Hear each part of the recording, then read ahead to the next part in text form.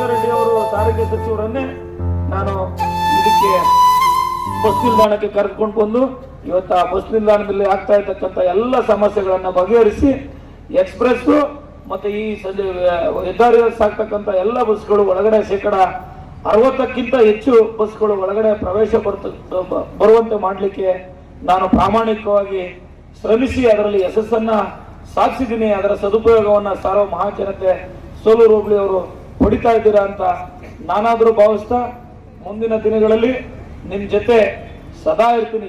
ನನಗೇನು ಪಾರ್ಲಿಮೆಂಟ್ ಚುನಾವಣೆಯಲ್ಲಿ ಹಿನ್ನಡೆ ಆಗ್ಬಿಡ್ತು ಅಂತ ನಾನೇನು ಎದೆಗುಂದಿಲ್ಲ.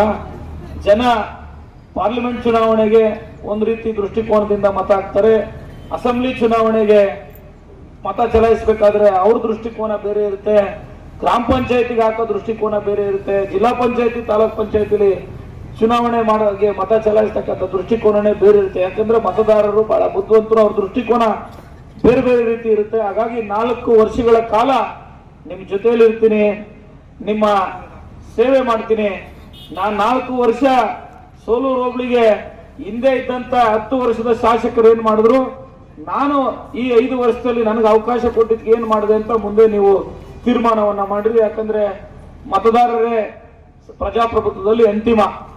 ಹಾಗಾಗಿ ನೀವೇನು ಆಶೀರ್ವಾದ ಕೊಡ್ತೀರಾ ಅದನ್ನ ನಾವು ಸ್ವೀಕರಿಸಲಿಕ್ಕೆ ಸಿದ್ಧ ಇದ್ದೀವಿ ಅಂತ ಹೇಳಿ, ಇದರ ಜೊತೆಗೆ ಸೋಲೂರು ಹೋಬಳಿಯಲ್ಲಿ ಪೊಲೀಸ್ ಠಾಣೆ ಇಲ್ಲದೆ ಇರತಕ್ಕಂಥದ್ದನ್ನ ನನಗೆ ಹಲವಾರು ನಾಗರಿಕರು, ನಮ್ಮ ಮುಖಂಡರು ಗಮನಕ್ಕೆ ತಂದಾಗ ಕುದೂರ್ಗೆ ಹೋಗ್ಬೇಕು, ಕುದೂರು ದೂರ ಆಗ್ತದೆ, ಈ ಭಾಗದ ಎಷ್ಟೋ ಮೋಟ್ಕನಹಳ್ಳಿ ಇವತ್ತು ತಾವರೆಕೆರೆ ಪೊಲೀಸ್ ಸ್ಟೇಷನ್ ಅಲ್ಲಿ ಇದೆ, ಅವೆಲ್ಲ ಸಮಸ್ಯೆಯನ್ನ ಮನಗಂಡು ನಾನು ರವಿಯಣ್ಣ ಇಬ್ರು ಮಾತನಾಡಿ ಅದನ್ನು ಸಹ ಅಧಿವೇಶನದಲ್ಲಿ ಪ್ರಸ್ತಾಪ ಮಾಡಿ ಹೋಮ್ ಮಿನಿಸ್ಟರ್ ಅವರಿಂದ, ಪರಮೇಶ್ವರ್ ಸಾಹೇಬ್ರವರಿಂದ ಅಧಿವೇಶನದಲ್ಲೇ ಅದಕ್ಕೆ ಮಂಜೂರು ಮಾಡಿಕೊಡ್ತೀವಿ ಅನ್ನತಕ್ಕಂಥ ಒಂದು ಭರವಸೆಯನ್ನ ನಾವು ತೆಗೆದುಕೊಂಡಿದ್ದೀವಿ. ಅದಕ್ಕೆ ಮುಂದೆ ಏನು ಕಚೇರಿಗಳಲ್ಲಿ ಆ ಕೆಲಸ ಕಾರ್ಯ ಆಗಬೇಕು ಅದಕ್ಕೂ ಸಹ ನಾನು ಪ್ರಾಮಾಣಿಕವಾಗಿ ಪ್ರಯತ್ನವನ್ನ ಮಾಡ್ತೀನಿ.